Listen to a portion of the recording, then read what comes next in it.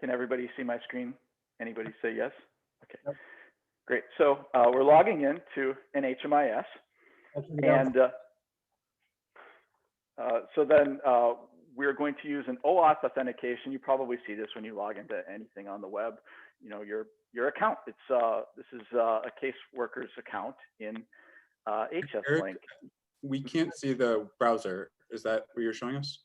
Yes, I'm showing you the browser. Oops, I didn't answer a key question to Zoom.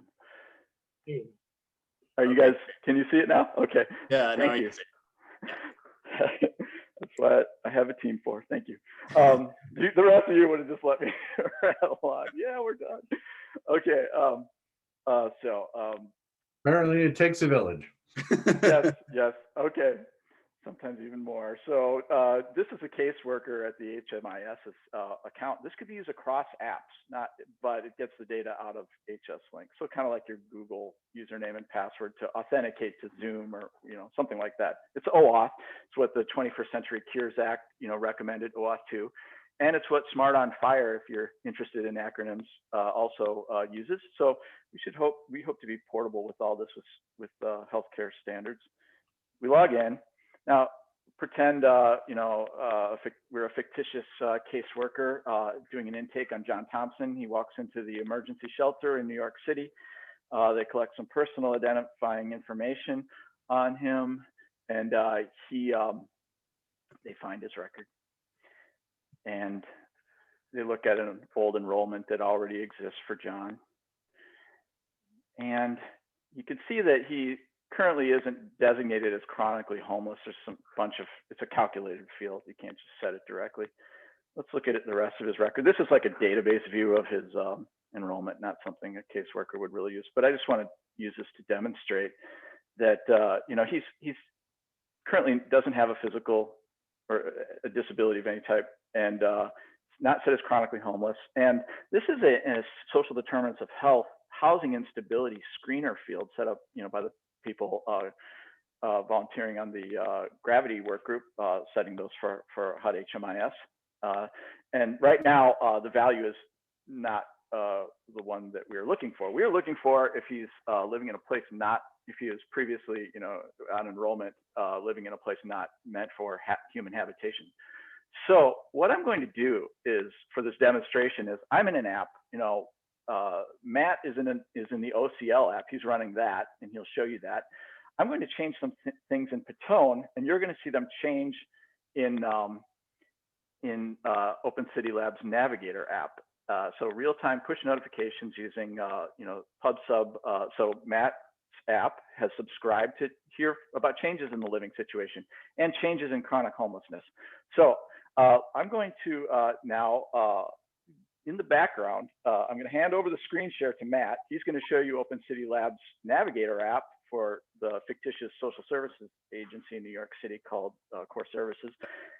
And in the background, I'm going to change the data elements, and you're going to see the push notifications come in his system. So I'm stopping my share, and Matt, you may take control. All right. Okay. Can people see my screen? Yes. Great. Okay, so here we have Laura Shoemaker. She's a case manager or a care manager, and we can see all of her clients. Now, Eric, if you could just tell me when you've made the changes, and I will refresh my screen. Okay, I have not done it yet. I am now editing them. We wanted to do it this way so that you'd see the real timiness of it, if that's a word. Great. So we can see the applications for government programs and referrals and what the status of these referrals are. We can look at outgoing and incoming referrals. I sent it, Matt. Have you done it? Yep, I sent it, Matt. Great. So within an amount of time, if the demo works the way we want it to, you'll get notifications. Here it is. We have, let's move this. There we go. So here's the notification, and we can see the changes that Eric has made here in John Thompson's journey. Client is chronically homeless. client's living situation is a place not meant for habitation. So if Laura wants to help John access some programs or services, we'll start with goal setting. So she's going to set a goal. Access rental subsidy.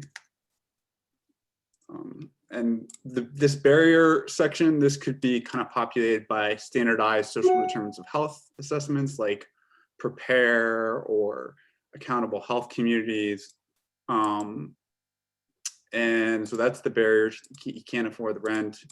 We're going to set a timeline for when we are hoping to achieve this goal.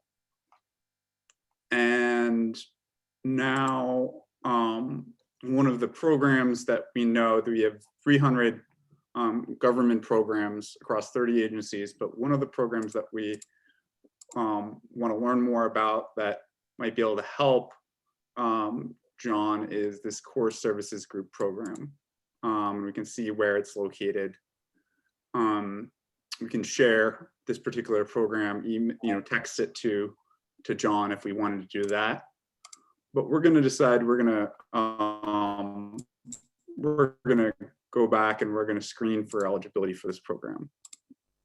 So we're asked a series of questions. The case manager would just be interviewing John here. And then based on the entries provided, we've determined that John is actually eligible for this program. So we're going to go ahead and apply for the program. So here what's happening on the back end is we've developed a solution that can take a PDF and then without coding, turn it into a website, a web form essentially. And so what you're seeing right now is it's kind of processing that and it's simulating, essentially auto-populating the data from both OpenCity Labs and ServingLink. And one of the unique parts about this solution is that even though if we're not integrated with 30 different government agencies, if the agency accepts PDF application forms, we can provide the automation by autofilling this for providers, so you don't have the kind of double duplicate data entry that is so common, unfortunately, in the social services world. Here we can essentially then auto fax it directly from the screen. We can download the form if it needs to be walked in, and we've essentially autofilled that PDF. So that's the demo we have for today, and I look forward to showing more next month.